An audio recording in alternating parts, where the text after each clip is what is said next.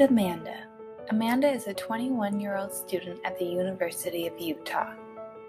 Amanda has been dating their girlfriend for 6 years now, and unfortunately has experienced bias against their sexual orientation. Sexual orientation bias is a predisposition toward an individual or a group based on their sexuality. I came out when I was in high school, and I learned that people had started gossiping about me. I realized that even my best friends had started to treat me differently. Many people throughout history have also experienced bias against their sexuality. Homosexuality has been documented in every known civilization. Many civilizations were accepting of bisexuality and homosexuality. In ancient Greece and Rome, there were many cases of both men and women being bisexual. Many indigenous cultures were accepting as well, such as Native Americans and Pacific Islanders. With Western colonization came the spread of bias against sexual orientation. This bias was fueled by faith. In the Bible, homosexuality is prohibited. In France, during the 13th century, men would be burned alive for homosexual behavior. In England, they would be hung. In North America in 1566 was the first documented case of somebody being sentenced to death for being gay. In the late 1800s, scientists began to try to further understand sexuality. Many European scientists, including Sigmund Freud, believed that homosexuality could be cured. This would pave the way for later attempted treatment with lobotomy, shock therapy, and drugs. As Hitler rose to power in the 1930s, there was an immense decrease in sexual tolerance in Germany. Approximately 15,000 homosexuals were sent to concentration camps. In America, an example of intolerance was in the 1950s. Many homosexuals were jailed or forced to be sterilized with chemical castration. With the rise of the gay political movement in the 1960s, the condemnation of homosexuality as wrong came under increasing scrutiny. The term homophobia, coined by George Weinberg, describes individual anti-gay attitudes and behaviors. It implies that this prejudice is more of a psychopathology rather than a socially informed prejudice. In contrast, the term heterosexism emerged around the same time, which describes a system in which homosexuality is societally viewed as inferior to heterosexuality. Finally, in 1973, the American Psychiatric Association dropped homosexuality as a psychiatric diagnosis, increasing shame on society for harboring negative attitudes towards homosexuals. Gregory M. Herrick from the University of California, Davis recommends the term sexual prejudice to refer to all negative attitudes based on sexual orientation, whether the target is homosexual, bisexual, or heterosexual. However, such prejudice is almost always directed at those who engage in homosexual behavior. It has been found that those who are expected to have stronger biases against homosexuals are those who are less likely to have had personal contact with lesbians or gays, are more likely to have resided in areas where negative attitudes are the norm, such as the southern United States, are likely to be older and less well educated, are more likely to be religious, are more likely to express traditional restrictive attitudes about sex roles, and are more likely to manifest high levels of authoritarianism and related personality characteristics.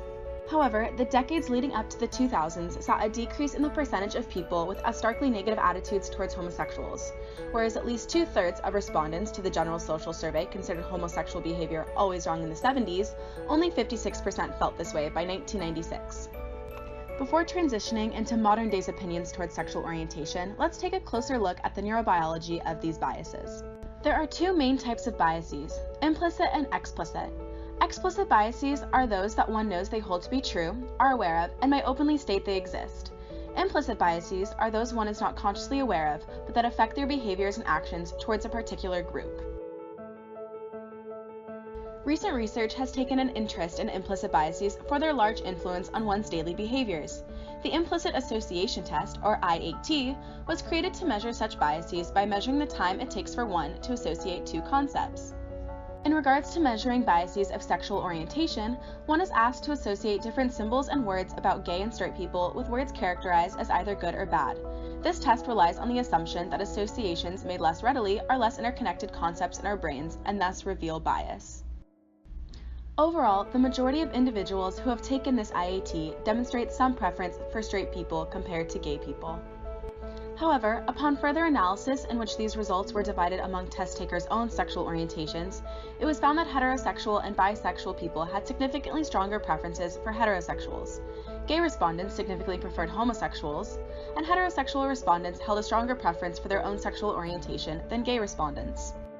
These results from the IAT are considered behavioral results, in that they are a measure of one's external reactions.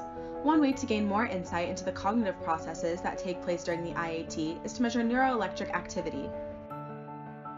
Neuroelectric activity occurs continuously during the completion of a task and is measured in the form of event-related brain potentials, or ERPs. ERPs enable researchers to more precisely examine the cognitive processing that occurs during an IAT. A study done by Williams and Thomanson in 2010 examined the effects of compatible and incompatible conditions of a sexual orientation group bias IAT on numerous early and late ERP components, including the N1, P2, N400, and late positive potential, or LPP. Compatible conditions included gay negative and straight positive associations, whereas incompatible conditions included gay positive and straight negative associations. Findings indicated no large differences in the early components across conditions of the IAT, such as N1 and P2. However, the N400 and LPP measurements demonstrated statistically significant differences in amplitudes between incompatible and compatible trials. Previous research describes the N400 as an area indicating semantic incongruency, or a lack of equivalence in meaning. Thus, having larger amplitudes in this region reinforces the notion that associating gay concepts with positive ones and straight concepts with negative ones is harder for the brain to do, and that our neural activities can reflect biased attitudes. Furthermore, amplitudes in the LPP were larger in compatible trials, reflecting previous studies that associate the LPP with emotional congruency, particularly in frontal and central sites of the brain. In comparing behavior and neuroelectric measures, researchers found a curvilinear relationship. As a participant's bias increases from no bias to moderate, there is an increasing level of congruency between compatible and incompatible associations. But as their bias increases from moderate to high, there is a decreasing level of congruency between compatible and incompatible associations. There is no clear explanation for this curvilinear phenomenon, but this demonstrates that the cognitive processes involved in implicit biases are multifaceted, and that more research is needed to elucidate the reasoning of such activity. Many parts of the brain hold potential for future research in sexual bias. The amygdala, seen here in blue, is an almond-shaped gray matter structure located in the frontal region of the temporal lobe. In the study by Phelps et al., the differences in amygdala activity of white participants when viewing black and white faces was measured via fMRI. These results indicated a significant correlation between amygdala activity and IAT results regarding racial bias. Similar results could be expected of participants who view an outgroup of their own sexual orientation. Brain activity in the fusiform gyrus, seen here in teal, may differ between sexual and racial bias because it is not possible to accurately tell someone's sexual orientation from their appearance. Previous studies involving empathy indicate that an individual will have decreased activity in the left anterior insula if they know somebody has a different sexual orientation. Furthermore, there could be activation in the left anterior insula if you are observing someone with the same sexual orientation experience pain. This could be correlated to oxytocin levels because previous studies have shown that oxytocin actually builds in group empathy. Additional studies involving empathy indicate that there could be similar activation patterns in other regions, such as the anterior cingulate cortex, seen here in the right of the colored area, and the supplementary motor cortex. Because sexual prejudice is becoming less socially acceptable, we predict that people with bias against sexual orientation would have their rostral anterior cingulate cortex activated by the social norm of acceptance toward sexual orientation in the situation. The orbital frontal cortex, seen here in blue, is likely involved in correcting one's behavior. The dorsolateral prefrontal cortex, seen here in purple, would likely show activation patterns that could potentially predict choosing a more socially acceptable response. Past experiments allude to the caudate, seen here in pink, being involved and individuals trusting others with the same orientation as they are when making a decision. Lastly, stereotypes of people with certain sexual orientations are likely to occur in the temporal lobe. These studies regarding activation of brain areas in relation to people's perceptions toward LGBT people have helped us to better understand the neural explanation for why these biases exist, but that doesn't mean that bias has disappeared from society. LGBT people continue to face discrimination in our society, such as that experienced by Amanda. Bullying is extremely prevalent in the lives of LGBT youth. In fact, over 90% of LGBT youth report some sort of bullying. 92.7% reported verbal bullying, 44.7% reported physical bullying, and 89.5% reported social and relational bullying. In fact, LGBT youth are twice as likely to be bullied as their heterosexual peers, and they're also more likely to both think about and commit suicide. However, it's not just bullying itself that's the issue, but also the other problems bullying leads to. Youth who are bullied are more likely to engage in risky behaviors, have depression and anxiety, and have low self-esteem. Making the impact even worse, the consequences of bullying among LGBT youth are even more profound than the consequences of bullying among non-LGBT youth. Another way in which this bias manifests itself in society is through laws. Same-sex marriage has been legal for 3 years thanks to a Supreme Court ruling on June 26, 2015. However, 4 of the 9 Supreme Court justices dissented on this ruling, and there are still other laws that prevent LGBT people from truly having equal rights. One such example of this is the gay and trans panic defense. According to the LGBT Bar Association, this defense asks a jury to find that a victim's sexual orientation or gender identity is to blame for the defendant's excessively violent reaction.